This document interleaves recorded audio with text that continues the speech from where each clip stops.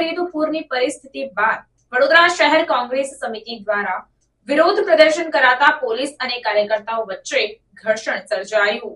પ્રાપ્ત માહિતી અનુસાર વડોદરા શહેરમાં પૂરની પરિસ્થિતિ બાદ હવે શહેર કોંગ્રેસ સમિતિ આકરા પાણીએ જોવા મળી રહી છે। વડોદરા શહેરની કલેક્ટર કચેરી આગળ હાય રે ભાજપ હાય હાયના નારા લગાવવામાં આવ્યા હતા, જેમાં વડોદરા શહેરના ધારાસભ્યો, સાંસદ, ગૃહમંત્રી અને મુખ્યમંત્રી શરમ કરોના નારા પણ લગાવવામાં આવ્યા હતા। આ દરમિયાન આવેદનપત્ર આપવા આવેલા કોંગ્રેસના કાર્યકર્તાઓ અને પોલીસ વચ્ચે ઘર્ષણ સર્જાયું હતું। 5 લોકોને આવેદનપત્ર આપવાનું કહેતા કોંગ્રેસના તમામ કાર્યકર્તાઓ કલેક્ટરની ઓફિસમાં ઘૂસી ગયા હતા, ત્યારે પોલીસ સાથે કોંગ્રેસ પ્રમુખ અને કાર્યકર્તાનું ઘર્ષણ થયું હતું।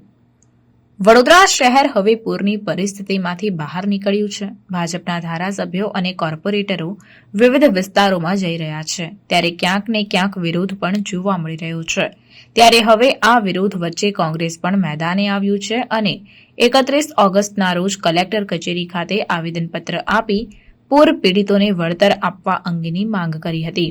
ત્યારે ભાજપ વિરુદ્ધ સૂત્રોચ્ચાર કરીને પોતાનો વિરોધ નોંધાવ્યો હતો।